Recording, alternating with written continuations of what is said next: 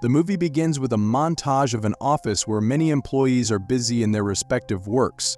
Some are writing scraps on paper while others are working on their laptops. One guy with glasses is also working on his laptop when his eyes suddenly see something on the wall near him. He finds it very unusual and keeps on looking at his laptop and the wall in back and forth motion. Astonishingly, the cursor of the laptop mouse is seen hovering on the wall out of his laptop screen. The guy does not believe his eyes, and when he moves his fingers over the laptop touchpad, the cursor on the wall moves. Seeing this, he becomes excited as he has a smirk on his face.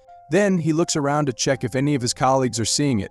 The guy thinks of an idea to test if the mouse cursor has real impacts on the physical environment. He drags the cursor down from the wall by controlling the movement through the touchpad. He then points to the paper cup on his table and taps the button in the touchpad.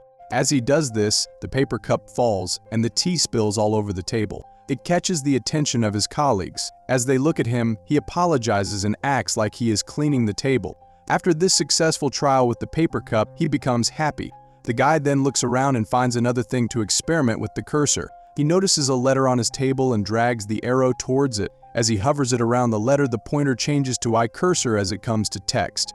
The letter is about the request to deduct the penalty for being late to work. The guy clicks the cursor to it, deletes the sentences, writes his boss is a jerk, and asks to add compensation to his monthly fee. After doing this, he takes the letter in his hand and starts laughing at it. As his laugh becomes audible, he finds it disturbing to the colleagues and stops at once awkwardly. He then looks over the letter and smiles. Following his experiments in the room, the guy heads out along with the mysterious laptop in his hand. As he strides into the hallway, he sees a beautiful girl working in the next room. He sits on the chair in front of her room from where he can see her. He then pretends to work on the laptop but starts peeping at her secretly. The guy slowly takes the cursor out from the laptop, down the table towards the room. While he drags it up her table, she turns forward to see her papers and the guy gets his eyes on her skirt. The devious guy then directs the mouse cursor inside her dress and clicks the pad. As he does so, the woman gasps in surprise. She feels something down below and breathes slowly. The guy starts rubbing the mouse pad and peeps to see her reaction. The girl begins breathing heavily and loses control of her body. She starts moaning after feeling highly erotic as the guy speeds his rubbing action on the mouse pad. She soon rushes to the bathroom while the guy smiles. What a simp.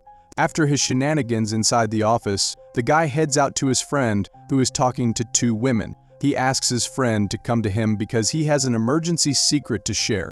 They go to a rooftop, and the guy demonstrates what he has discovered by editing the board written as Northern Credit Bank into noobs, clowns, and bastards. The friend gets freaked out and asks him to do something to a nearby parked car. The guy opens the program and starts reducing the size of the car until it shrinks into a toy. The friend gets super excited and tells him that he cannot believe what he has found. He adds that it gives them unlimited opportunities, and they can do anything with it.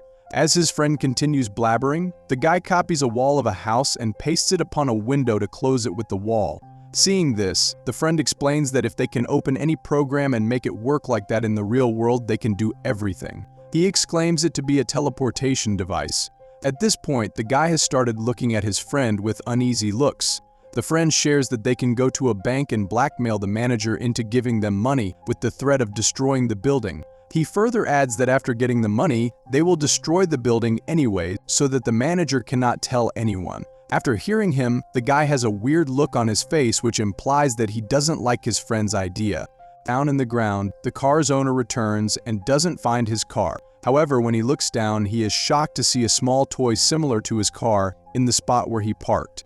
Meanwhile, the friend gets further ambitious that they can do anything and no one can stop them. He shares that they can reach anyone, and all the criminals, politicians, and policemen will obey their orders. The guy now starts getting frightened and looks over the laptop. He clicks on the select icon and moves the mouse cursor to frame the friend's body. The friend is unknown and keeps saying that if anyone comes to attack them, they will erase them and solve the problem. The deranged friend even talks about removing the army by pressing delete. The guy gets taken aback while his friend sounds like a bomb while demonstrating about wiping the army. As the friend faces the guy and raises his hand to talk, he presses Ctrl X keys on the keyboard, which commands to cut the selected object. As he does so, the friend's hand gets out of the selection area of the cursor, and it detaches from the body while the body vanishes. The guy gets horrified and sees the event without his eyes blinking and hands held high.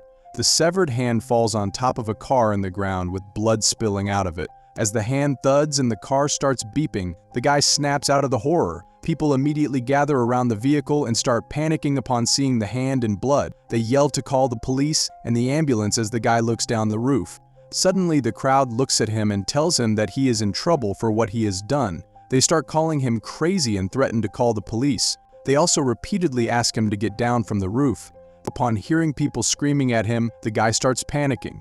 He holds his laptop and opens a program. The guy then looks down to the ground and selects the entire area, including the gathered people and the car. As the crowd shouts at him, he presses the cut command, and the mask, car, hand, and blood disappear instantly. The guy looks for them on all sides and gets surprised himself. As he becomes breathless, he folds his laptop and realizes what he has done. After wreaking havoc in his workplace, the guy hits the road and starts moving ahead. He has his bag to his side and the laptop held to his hand. As he walks, he looks in a hurry and continues seeing back and forth.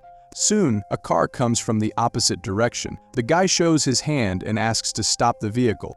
He tells the driver that he wants to go to the Kremlin with urgency. The driver denies him and tells him that the traffic is awful there and they will get stuck for a long time.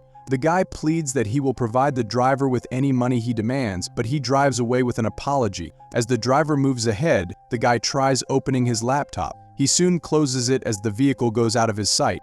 In the final scene, the guy keeps walking forward and approaches a large building. As he looks here and there, he discovers a large mouse arrow hovering in the building wall. He gets frightened and looks on all sides to find nothing.